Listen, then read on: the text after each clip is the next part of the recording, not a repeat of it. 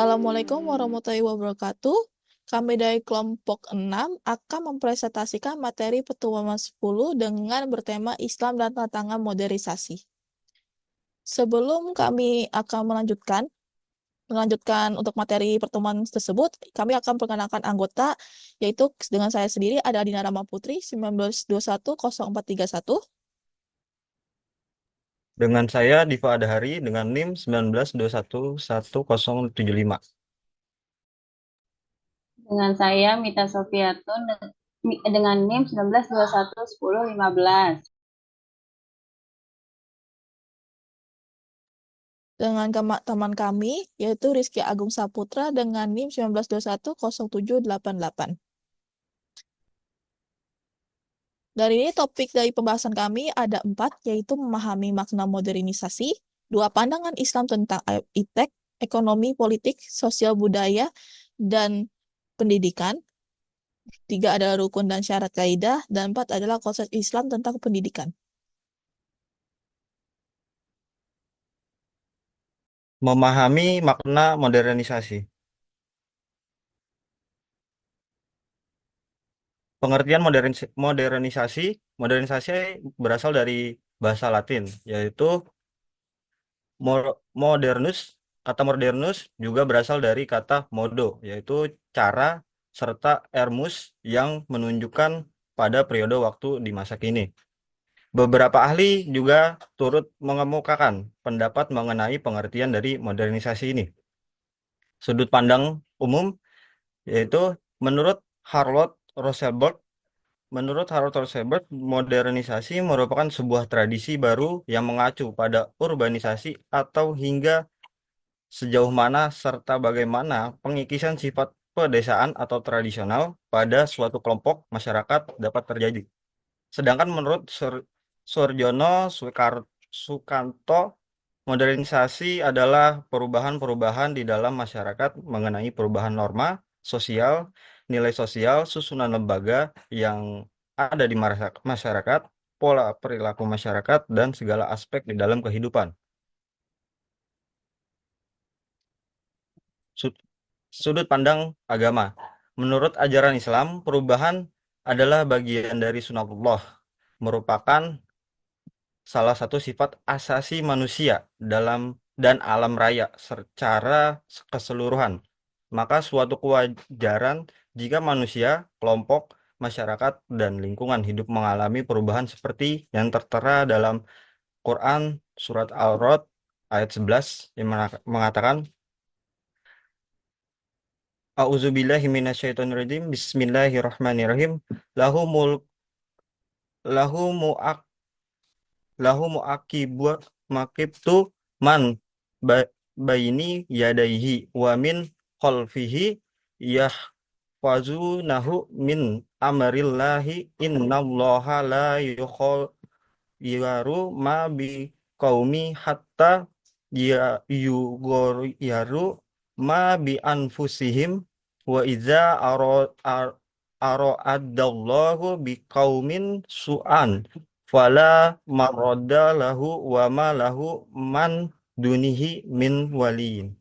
Yang artinya baginya manusia ada malaikat-malaikat yang menyertainya secara bergiliran dari depan dan belakangnya yang menjaganya atas perintah Allah. Sesungguhnya Allah tidak mengubah keadaan suatu kaum sehingga mereka mengubah apa yang ada pada diri mereka.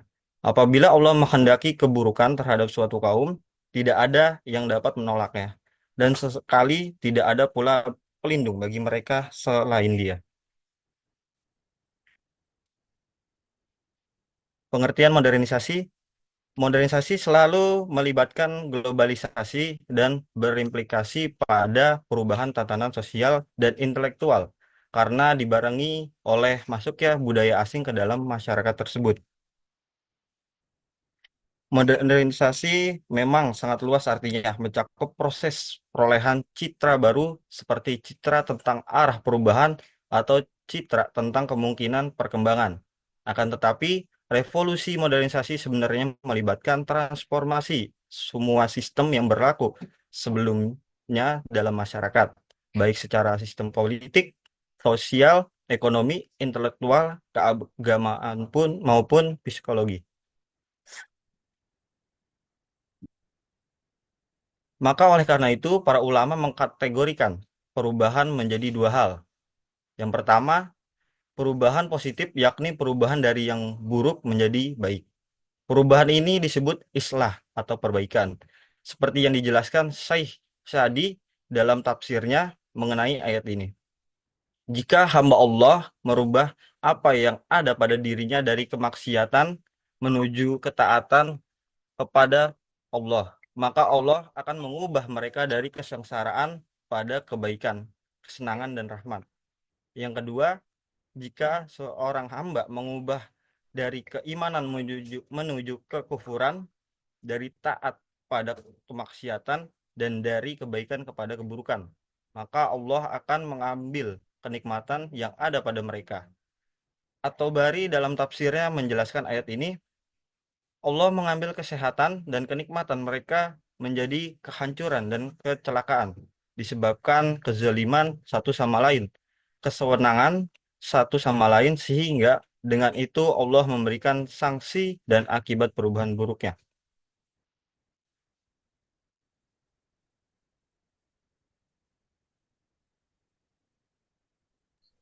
Selanjutnya di sini ada pandangan Islam tentang iptek, ekonomi, politik, sosial budaya, dan pendidikan.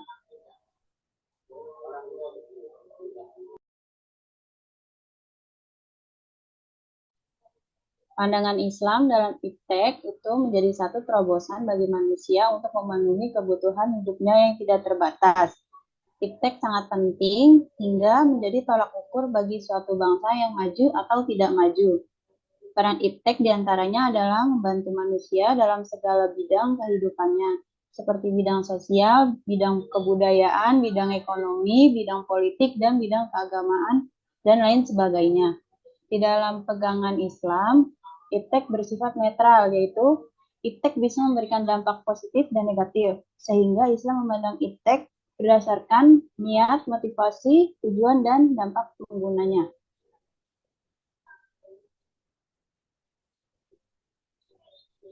Di sini ada konsep Islam tentang ekonomi dan politik. Politik ekonomi terdiri dari kata politik dan ekonomi. Menurut Kamus Besar Bahasa Indonesia atau KBBI, politik adalah kebijakan, siasat, sebagainya mengenai pemerintahan negara atau terhadap negara lain. Adapun menurut Asad, politik adalah himpunan kekuatan, meningkatkan kualitas dan kuantitas kekuasaan, mengawasi dan mengendalikan kekuatan, dan menggunakan kekuatan untuk mencapai tujuan kekuasaan dalam negara dan institusi lainnya.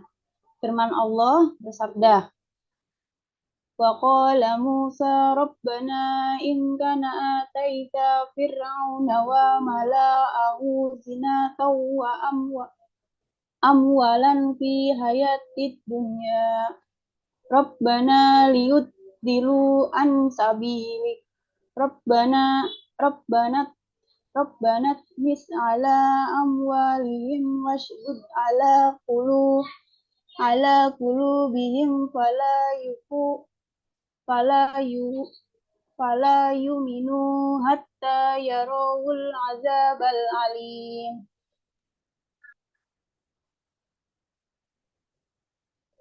Dan selanjutnya ada konsep Islam tentang ekonomi dan politik. Di sini artinya, ya Tuhan kami, sesungguhnya Engkau telah memberikan kepada Fir'aun dan para pemuka kaumnya perhiasan dan harta kekayaan yang banyak dalam kehidupan dunia. Ya Tuhan kami, akibat pemberian itu mereka menyesatkan manusia dari jalan-Mu. Ya Tuhan kami, binasakanlah harta benda mereka dan kunci matilah hati mereka sehingga mereka tidak beriman sampai mereka melihat azab yang sangat pedih.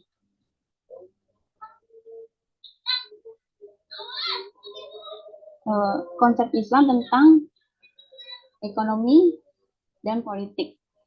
Politik ekonomi Islam selalu mengacu pada problem utama ekonomi, yaitu jaminan terpenuhi semua kebutuhan primer termasuk basic needs tiap individu masyarakat, serta kemungkinan setiap individu untuk memenuhi kebutuhan sekundernya.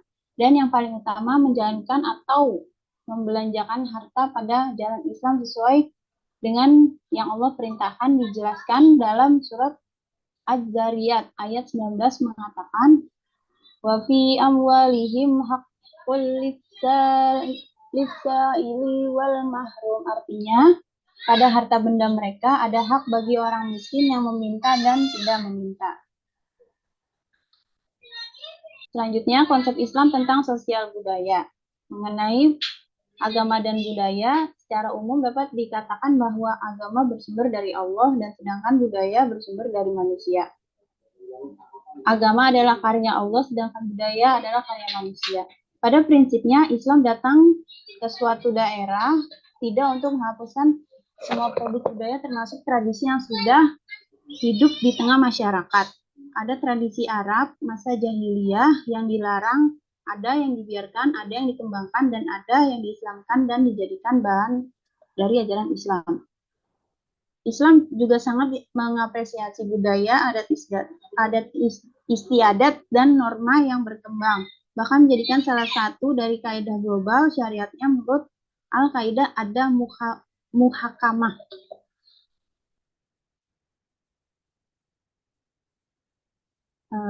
Konsep Islam tentang sosial budaya. Definisi kaidah ini secara murfak atau tunggal berdasarkan perkata al-adah dan juga al-muhakamah. Menurut bahasa, kalimat al-adah kata terbitan yang berasal dari kata kerja yang dimaksud perkara yang telah diketahui, tabiat, kebiasaan, dan sesuatu yang berterusan. Kalimat muhakamah kata nama yang berasal dari terbitan al-tahkim yang bermaksud sesuatu yang dihukumkan, yakni sesuatu yang ditentukan dan diputuskan hukumnya ke atas manusia.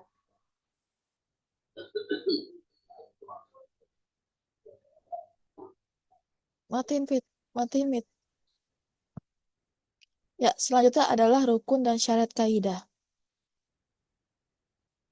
Dalam pandangan Syekh Yaqub bin Abdirrahman Wal-Bashir merincikan dua rukun yang utamanya adalah rukun al-adah yang tidak dijumpai dengan karya ulama terdahulu. Cuman dengan menyebutkan secara ini tetapi mereka ada dalam pembincangan yang mengenaan syarat-syarat adah. Yang terdapat ada dua syarat yaitu adalah adat dan urf yang tersebarkan mula seterusan. Yang ini adalah adat-adat yang biasanya terjadi di manusia yang bisa dilihat secara langsung, yang bisa meluaskan dalam kalangan masyarakat setempat dan bukan adat yang hanya dilakukan dalam satu tempo singkat saja yang sudah terjadi di nenek moyang yang terdahulu.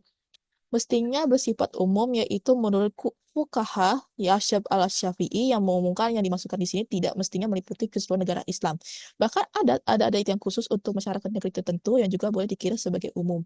Imam Al-Khatib Al-Syarbini menyebutkan boleh dipertimbangkan di setiap urf dalam sebuah daerah atau urf dalam suatu kaum tertentu dengan berbeda lapisan masyarakat mereka. Rukun kedua ada al-muhakamah, yang dalam mengaplikasi kaidah ini adalah ada syarat-syarat tertentu yang telah dipenuhi dalam bentuk adat, yaitu permasalahan yang ingin diaplikasikan kaidah ini tidak dapat sesuai dari barat dalil yang khusus. Dan permasalahan tersebut ini tidak mempunyai sebarang sandaran hukum sama dalam Al-Quran, Sunnah, dan atau ijma ulama. Kedua adalah terdapat sebarang kata-kata yang pembuatan yang canggah dengan adat. Yang contohnya seperti dua orang yang sedang melakukan akad dengan cara yang menjadi kebiasaan dalam adat mereka. Salah satu orang mereka tidak boleh mengatakan atau melakukan sesuatu yang bertentangan dengan adat tersebut. Sekiranya itu berlaku, maka kaidah tidak boleh diaplikasikan. Ini sebagai yang disebutkan dalam sebuah hadis Rasulullah SAW bersabda, al-muslimun al-syurutihim, yang bermaksud adalah umat Islam wajib memenuhi persyaratan yang telah mereka sepakati. Ya, ini permasalahan yang ingin diaplikasikan kaidah ini bukan dalam pembahasan ibadah yang demikian dibolehkan menjurus kepada perbuatan mereka ibadah yang baru atau mengubah ibadah, tetap ditetapkan syarat dengan menambahkan atau mengurangkan. Dalam pandangan Syekh Al-Islam Ibn Taimiyah dalam Al-Mu'ya Al-Fatawa, berkata Imam Ahmad dan selainnya adalah kalangan ulama hadis menyatakan bahwasanya asal bagi pembahasan ibadah itu adalah tawakuf, tidak disyaratkan pada melainkan apa yang disyaratkan Allah Subhanahu wa taala. Jika tidak, kita boleh termasuk dalam kalangan mereka yang berfirman pada Allah Subhanahu wa taala yang menyatakan adalah am lahum syarukun syarulahum min albini malam yadihim bini Allah. Yang bermaksudnya adalah apakah mereka mempunyai sembahan selain Allah yang menyaksikan untuk mereka yang agama tidak diizinkan Allah. Dengan ini dari surat Al-Syura ayat 21. Ya, selanjutnya adalah tidak bercanggah dengan kaidah lain yang lebih kuat. Yang sekiranya kaidah ini bercanggah atau bertentangan dengan kaidah lain yang lebih kuat dari sudut pendalilannya, maka kaidah ini tak boleh diaplikasikan. Dalil percayaan dan kaidah ini menyatakan dari Al-Quran antara lain firman Allah Subhanahu wa taala yang menyatakan wasyiruhunna bil ma'ruf, yang menyatakan dan bergaullah kamu dengan mereka secara patut dari surah An-Nisa ayat 19. Konsep Islam tentang pendidikan. Pendidikan adalah faktor utama dalam pembentukan pribadi manusia, memengaruhi karakter generasi muda agar dapat menjalani hidup secara efektif. Pendidikan lebih dari sekedar pengajaran yang mencakup transformasi nilai dan pembentukan kepribadian. Dalam Islam, pendidikan diwajibkan untuk memberikan bekal kehidupan yang baik, baik di dunia maupun di akhirat. Dalam konteks Islam, pendidikan secara bahasa lugatan ada 3 kata yang digunakan. Ketiga kata tersebut yaitu at-tarbiyah, al-talim, dan al-tadib. Ketiga kata tersebut memiliki makna yang saling berkaitan, saling cocok untuk pemaknaan pendidikan dalam Islam. Yang pertama, at-tarbiyah, berakar dari 3 kata, yakni pertama, berasal dari kata robba yarbu, yang artinya bertambah dan bertumbuh. Kedua, berasal dari kata rabiar rarbi, yang artinya tumbuh dan berkembang. Ketiga, berasal dari kata robba yarubu, yang artinya memperbaiki, membimbing, menguasai, memimpin, menjaga, dan memelihara. Al-talim secara likhawi berasal dari kata fi'il sulasi mahzid biharfin wahid, yaitu alama yu'alimu. Jadi alama artinya mengajar. Al-tadib berasal dari kata sulasi masjid bihaijimin wahid, yaitu adaba yu'adibuhum. Jadi adaba artinya memberi adab. Beberapa hadis yang membahas tentang pendidikan Islam antara lain. Yang pertama, menuntut ilmu merupakan kewajiban bagi setiap muslim. Hadis riwayat Ibnu Majah. Yang kedua, tidak diperbolehkan iri kecuali pada 2 hal. Seorang laki-laki yang Allah karuniai harta lantas ia membelanjakannya di jalan yang benar. Dan seorang yang Allah karuniai hikmah atau ilmu lantas ia beramal dengan serta mengajarkannya. Hadis riwayat Bukhari dan Muslim. Yang ketiga, jika seorang anak Adam atau manusia meninggal, maka seluruh amalannya terputus, kecuali dari 3 hal, sedekah jariah, ilmu yang bermanfaat, dan anak soleh yang senantiasa mendoakannya. Hadis riwayat Muslim.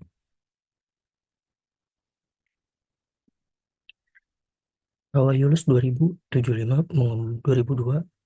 mengemukakan aspek-aspek tujuan pendidikan Islam dalam bukunya Ilmu Pendidikan Islam. Menurut beliau, aspek tujuan pendidikan Islam itu meliputi 4 hal, yaitu tujuan jasmaniah, tujuan rohaniah, tujuan akal, dan tujuan sosial. Masing-masing aspek tersebut akan diuraikan di bawah ini.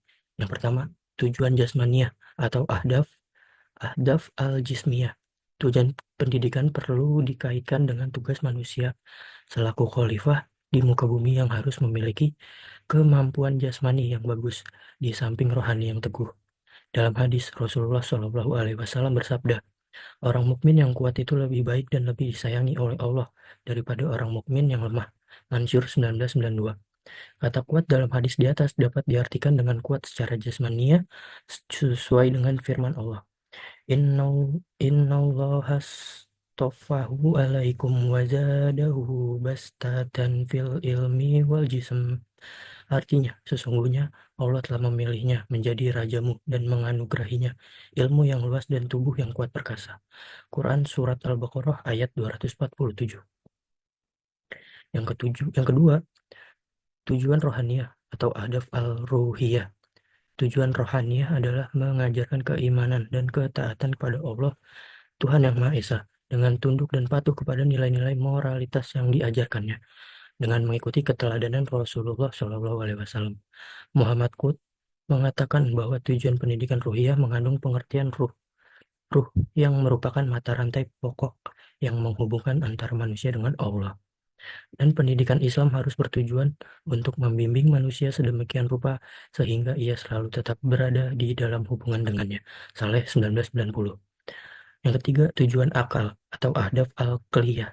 Selain tujuan jasmaniah dan tujuan rohaniah, pendidikan Islam juga memperhatikan tujuan akal.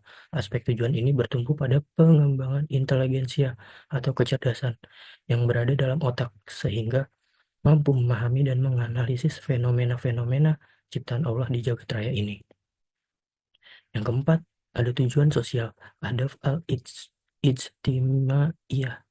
Tujuan sosial ini merupakan pembentukan kepribadian yang utuh dari roh, tubuh, dan akal, di mana identitas individu di sini tercermin sebagai manusia yang hidup pada masyarakat yang plural atau majemuk. Tujuan pendidikan sosial ini penting artinya karena manusia sebagai khalifah Tuhan di bumi seyogianya mempunyai kepribadian yang utama dan seimbang, yang karenanya tidak mungkin manusia menjauhkan diri dari kehidupan bermasyarakat. Sujono 2005. Sekian dari kelompok kami. Bitaufiq wal hidayah. Wassalamualaikum warahmatullahi wabarakatuh.